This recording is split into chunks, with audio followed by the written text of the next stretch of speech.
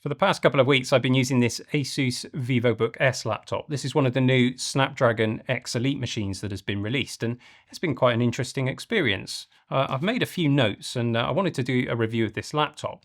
I'm not going to do a specific deep dive into the Snapdragon X Elite versus, say, Intel or AMD debate. I've already made a video with my thoughts on that, which we'll put a link to up here so you can watch that if you want to.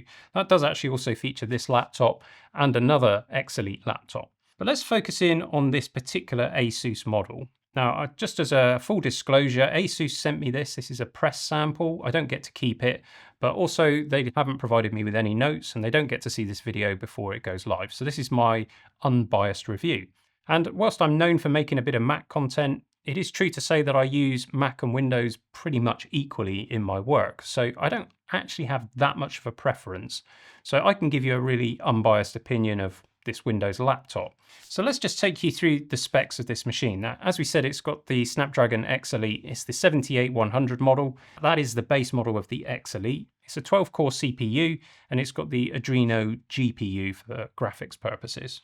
We'll come back to that in a minute. So this machine has 16 gigabytes of RAM, and I think there is also a 32 gigabyte model. Just bear in mind that the RAM is soldered on, so you have to make the decision about how much RAM to have when you buy the machine. You can't upgrade it later. Now there's a 1 terabyte SSD inside, and that is a standard PCIe Generation 4 NVMe drive. So if you need to change that at some point in the future, you can do that, fortunately. For connectivity, we've got Wi-Fi 7 and Bluetooth 5.4.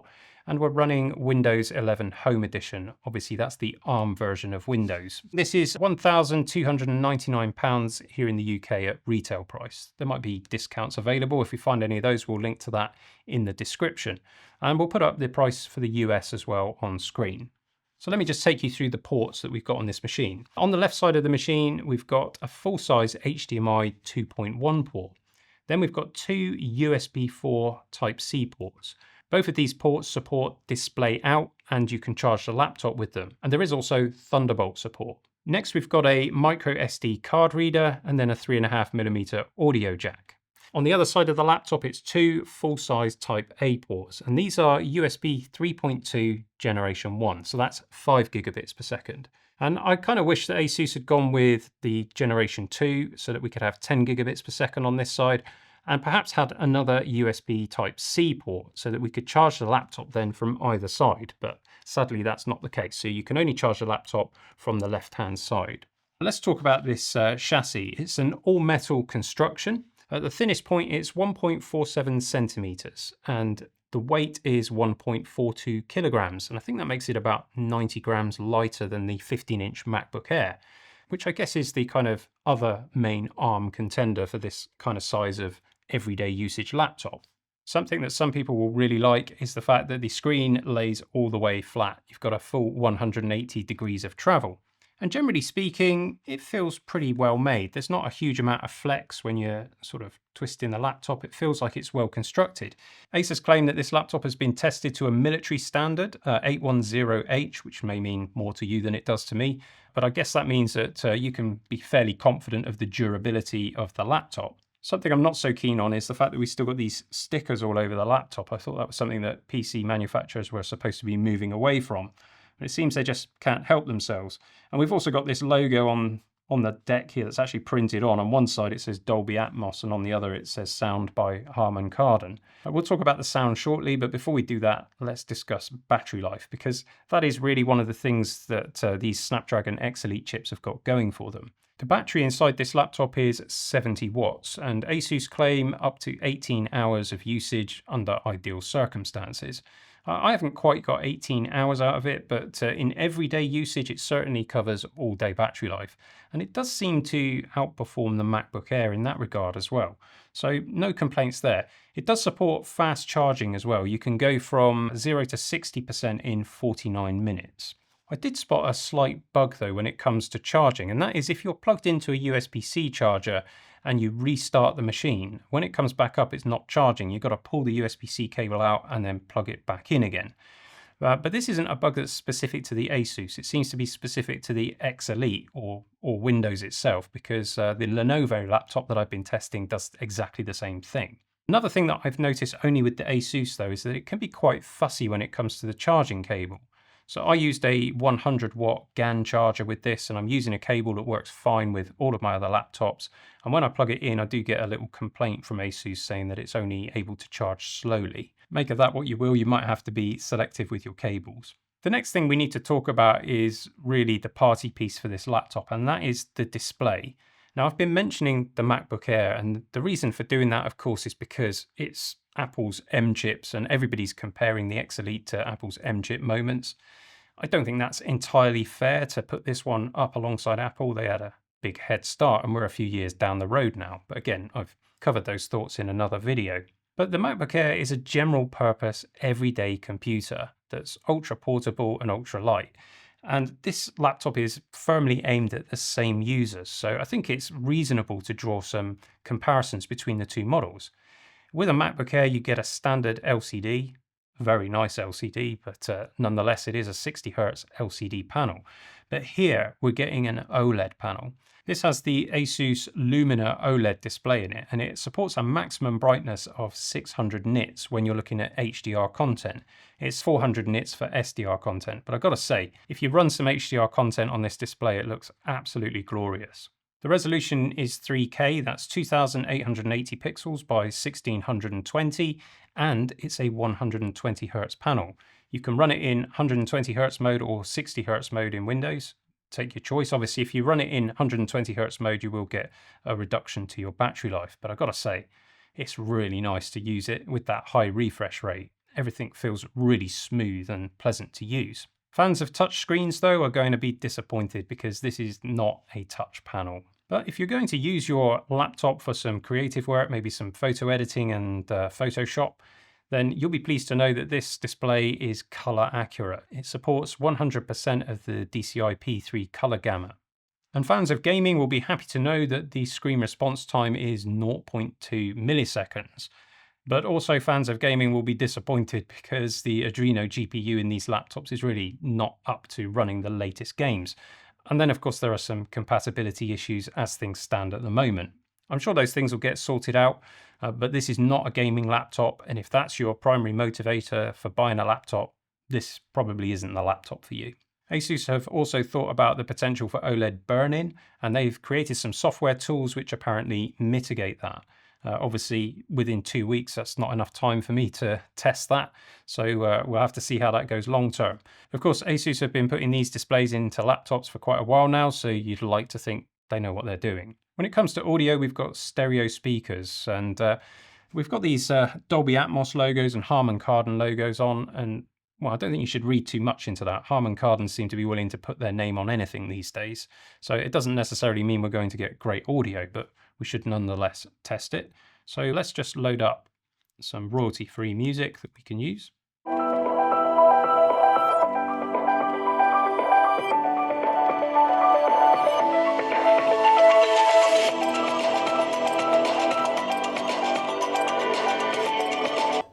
I don't know how well that comes across on this studio microphone here, but I can tell you there's not much bass coming out this laptop, which I suppose is what we expect for a thin and light.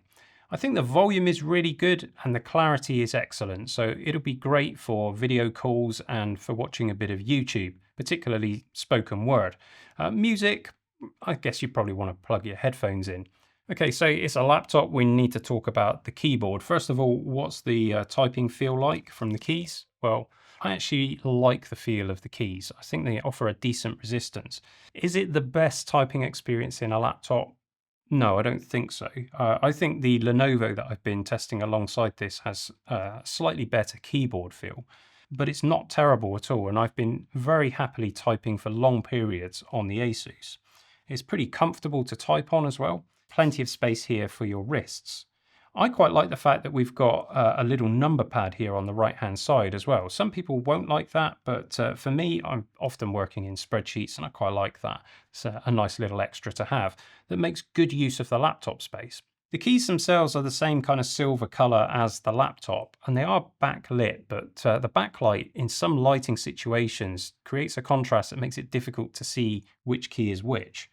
Fortunately, you can turn it off and change the brightness, and this actually has RGB lighting. It's a single zone, but you can choose any color you like for the backlighting of your keys, and I know some people are going to really like that. It's not a huge amount of deck flex either. It does feel premium when you're typing on this laptop. It's a good experience. There are things though that I don't like so much, and that is, first of all, the enter key layout here. Now this is a uniquely UK issue, but we're used to having a vertical enter key. And what ASUS has done, not just with this laptop, but also my G14 gaming laptop is the same, is that they've kind of combined the hash or pound key there with the enter key. You can't beat years and years of muscle memory, and I find that I'm constantly typing hashes instead of being able to press the enter key. So that's a me problem, perhaps. Some of you might not be bothered with that. But I think if you're going to sell a keyboard into the UK market, it should be a UK keyboard with an enter key oriented the way we're used to. Something else I'm not so keen on is having the power button as just a key on the keyboard, because you might accidentally hit it and turn the laptop off. I'd prefer that to sort of be recessed and over to the side somewhere, or perhaps on the side of the laptop. But that said, I haven't accidentally hit it at all in the 2 weeks I've had it, so your mileage may vary on that one. If you're a fan of using the arrow keys, you might find these a little bit frustrating as well because they're half size. I can understand why the up and down arrows might be half size keys, but the left and right could have been full size, but they're not. And just next to that, of course, we've got the Copilot key. So this is the dedicated key, and if you press it, it brings up Copilot, which doesn't really do much at the moment. But again, I've covered that in my other video. Basically, it launches the Copilot chatbot at the moment, but in the future, it will access all of these AI features that Microsoft has been promising, maybe.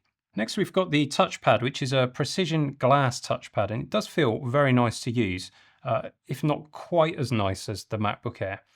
One thing I'm not so keen on is the fact that it is a diving board layout, so you can click it at the bottom, but not at the top. The latest generation of Macs have a haptic pad, so you can kind of click anywhere on it. But ASUS does counter that with some interesting additional gestures.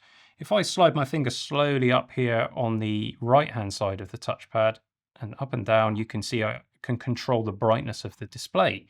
I think that's quite a nice feature. If I go over to the left side and do the same thing, I'm controlling the volume of the laptop. You can also do the same thing across the top of the touchpad to scrub through video files. Something I have noticed with the touchpad is if you're doing the two-finger scrolling, it's quite sensitive to the zoom gesture, where you pull your fingers apart. So I found sometimes when I'm scrolling through web pages or, say, a Word document, I end up zooming in or out, and I find that a little bit frustrating. I'm sure that's something they can fix with a software update, though. At the top of the display, we've got a 1080p webcam with infrared support. So it supports Windows Hello for facial recognition and logging in. And something I really like is that you have a physical privacy switch here at the top. And you just slide it across and it slides a literal piece of plastic in front of the lens, so you know that your webcam is off. So that brings us to some benchmarks, and we've got a couple of comparison machines that we're going to be using here. We've got the Lenovo Yoga Slim 7X. This is a slightly smaller laptop, but it's the same specs. It's the same X Elite processor with 16 gigs of RAM and a 1TB SSD. So it'd be interesting to see how the ASUS compares to something that's got a slightly smaller, perhaps more thermally challenged chassis. And then also for comparison purposes, we'll be using the MacBook Air M3 model. Again, this is a 16GB model. Let's start with the Geekbench 6 CPU scores. We've got both of the X Elite laptops plugged into their chargers, and they're set to best performance mode in Windows. And on single core, the ASUS scores 2,429, so basically the same as the Lenovo, but falling some way behind Apple's latest M3. And of course, the M4 chip is out now in the iPad Pro, and I have tested that, and it is an even bigger gap. But of course, Apple do lead the way when it comes to single core performance at the moment. This Snapdragon X Elite is actually slightly quicker than Apple's M1 chip for single core performance. But what about multi-threaded performance? Let's have a look at that. Here the ASUS scores 14,278. And we can now see the additional thermal benefits of the larger chassis because it's outperforming the Lenovo and it's comfortably ahead of Apple's M3. And in fact, it's also ahead of the binned version of the M4. That's the 9-core version. But it comes in just slightly behind the 10-core M4. I have also tested these laptops on best power efficiency mode whilst plugged in and unplugged, so running on battery with best performance. And You do get a slight drop off on each of those, but generally speaking, it's so close you wouldn't notice it in real world usage. So let's just focus on battery mode with best power efficiency selected. And here the ASUS scores 1726 on single core. The Lenovo actually managed to score slightly ahead. And of course, the Apple M3, there's no difference between being plugged in and being unplugged. It always delivers the same performance. And now if we go to multi-threaded performance, the ASUS manages 8699. Of course, these scores are plenty enough for great performance in Windows. So if you need to run your laptop all day and get the most out of your battery life, you can do it.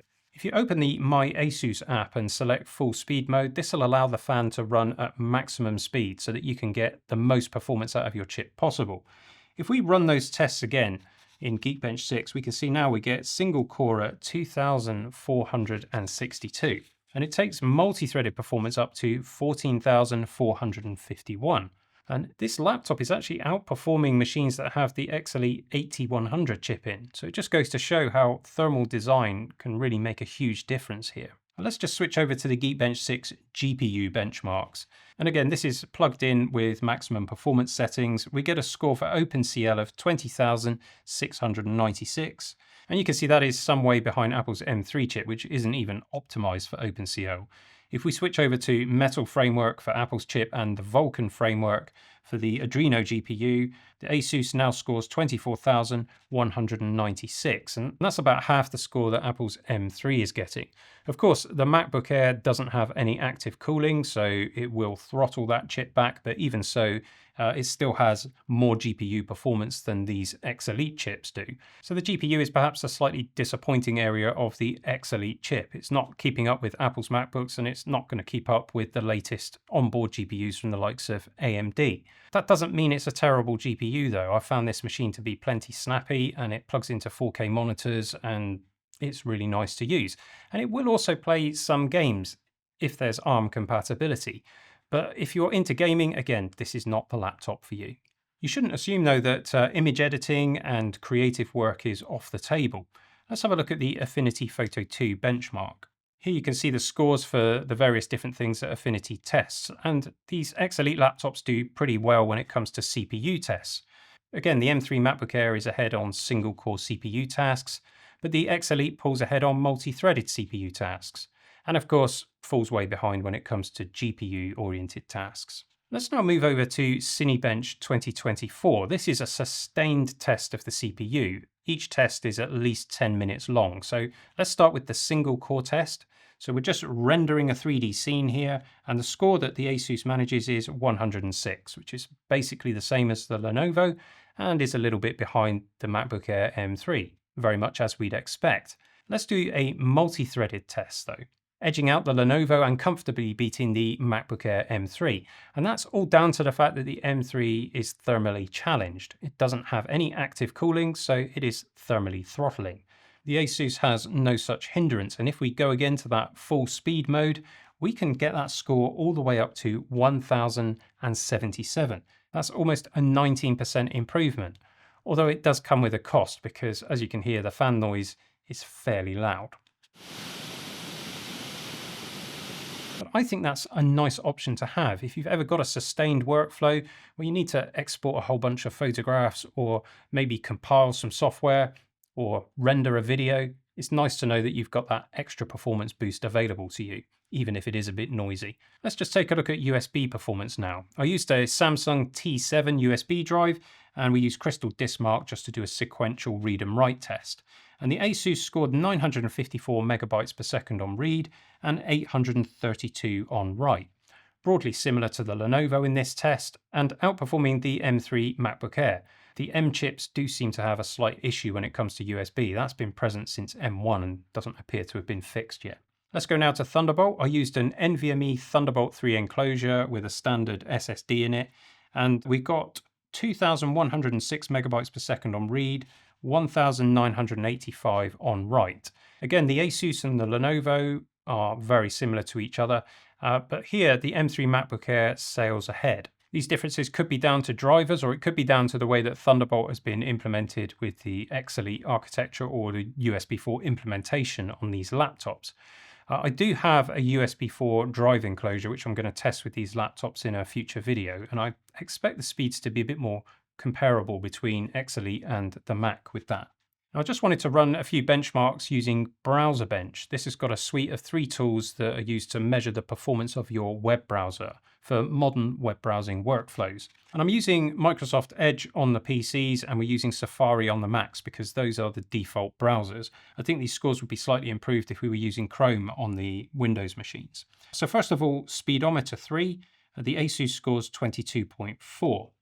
You can see this is in line again with the Lenovo, but it's falling behind the MacBook Air M3. And that's much the story for all of these benchmarks because they are heavily focused on single core performance. Jetstream 2.2 scored 275.91 and Motion Mark 1.3, it comes in at 2671.02.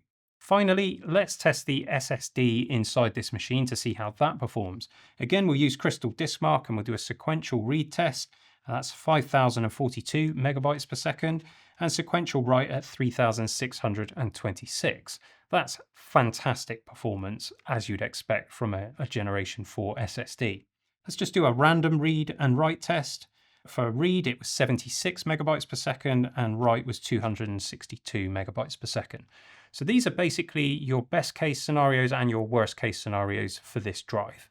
And I think that performance is pretty good. Very happy with that. Now we do need to talk about software compatibility because of course these are ARM chips. And although Windows for ARM has been around for some years, Microsoft has not quite got there yet. They're not really giving the developers quite enough support. And unfortunately that's the case too with the X Elite system. Still, the developer kit from Qualcomm isn't available, so developers haven't had these machines to be able to port their software ahead of time, which is what happened with the Apple transition, of course. So they actually have had to go out and buy these machines, these laptops on launch day and start porting their software. But that is what they're doing. It's nice to see that developers are committed to this, and the software situation is getting better all the time. As you can see from Adobe's webpage, they already have betas available for some of their apps. Some of their apps are already fully supported on ARM, and the others are in development as we speak. DaVinci Resolve, they're currently working on version 19 of their product, and you can download a pretty mature public beta from their website, and that supports Windows on ARM as well. So these X Elite chips work fine, although I will say they haven't completed full optimization for this chip yet, so don't expect it to equal the M chips for performance again here. And for those of you that have left Adobe behind, perhaps you're using Affinity's suite of products. You'll be pleased to know that they're all supporting Windows for ARM and these X Elite chips. Although again, optimization with graphics drivers and things might not quite be there yet. And I also noticed that Blender had a beta available for Windows for ARM. So there is a whole bunch of software that is being ported across to the ARM platform. And some of that has just happened in the past week or so. For those apps that are not natively compiled for ARM, you have the Prism translation layer. And you will find that a lot of apps that are compiled for x86 will actually work through that translation layer, but not all of them, as the case may be. And again, I cover that in my other video. My experience has been that I haven't really had many issues at all. The odd app that doesn't work properly, but I've been able to find workarounds for all of those things. And I'm quite happy that these laptops are in a fit state for everyday users. If you need a laptop to do your office tasks, to browse the web, to watch YouTube and to send your email and print documents, all of these other things, you'll find that these laptops are working just fine. So some conclusions then. Who should buy an X Elite laptop? Well, I would say definitely not anybody who relies on their computer for their business. If you're a creative professional and you're running mission critical applications on your machine, it's not a good idea to go out and buy a first generation product like this. Everyday users though, anybody who's looking for an ultra portable laptop with a great screen, loads of performance and great battery life, well, you are well catered for with these X Elite laptops. Now specifically the ASUS Vivobook S, let me go through some of the things I really like. First of all, performance. I think it's excellent. Yes, okay, there may be chips from Intel and AMD that are up there as well, and it's not quite keeping up with the latest generation of the M chip. It's not the revelation that the M1 was for the Mac, but it's totally unrealistic to have expected that. The situation is completely different, and the performance on offer in these machines is really good, if not groundbreaking. I really love the display. When you're paying £1,300 for a laptop, you do expect a good display. So to get a lovely OLED HDR display like this that supports 120 Hz, really good. Shame that it's not touch. I don't personally care because I don't like touch screens, but I know for some of you that will be important. I think the port selection on offer on this laptop is really good. If you're using it in a business setting, having that full-size HDMI port for starters is a great thing to have. Plus having full-size USB along with Type-C and a card reader, excellent. I like the typing feel of the keyboard, and I love the fact that we've got a number pad present. I love this privacy feature where you can just cover up your webcam nice and easily. The battery life is amazing, and in normal use, this thing is really quiet. So those are all the things that I really like. Let's go through the things that I don't like so much about this laptop. That enter key for me makes it difficult to type on, but again, like I said, that is probably a UK or international thing. USA users, you're used to having an enter key that's horizontal like that. There's of course the power key location. I think that's going to bother some users. And then the backlighting versus the keycap color. In some situations, there's just not quite enough contrast. So I'd like to see that improved in the next generation. And then there's the one-sided charging. So you can only charge the laptop from the left-hand side. I think it would be nicer to have a port either side for that. I think it's fair to say as well, the overall build quality, although it's very good, it's just not quite at the same level as Lenovo have achieved with the Yoga Slim, and it's not quite at the level of Apple's MacBooks. At this price point, you might expect a slightly more premium feel, but ASUS has made up for that with some of these other features that the laptop has. So those are the things that I don't like, and there are a couple of things that I think would be nice to have. So with the Type A ports on the right-hand side of the laptop, it'd be nice if they were 10 gigabit speed.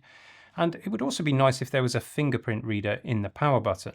I know other models of the Vivobook do feature this, and some people would like having that extra biometric security. Overall though, I think this is a really fine laptop, and it's fair for the price, although you have to take into consideration that you are an early adopter of a first generation technology. And if you're not prepared to do that, then you need to look elsewhere to perhaps offerings that feature Intel and AMD. ASUS do provide an Intel version that's very similar to this laptop, has a very similar display, and actually comes in slightly cheaper as well. So it is an interesting first outing for Qualcomm's Snapdragon X Elite chip, and granted, it's not for everybody, but I think it probably would work for more people than you might expect, and the support is getting better all the time. I found it worked really well with my workflow, but of course your mileage may vary. So if you're curious, perhaps go to the store and try one out. I think there is a lot to recommend this ASUS Vivobook S. Some might argue that it is slightly overpriced for a first generation product, but isn't that often the way things go? When you compare the pricing to Apple's equivalently spec'd MacBook Air, it is quite a bit cheaper. So I think overall it's probably fair value. And again, we'll try and find some deals and pop those in the description.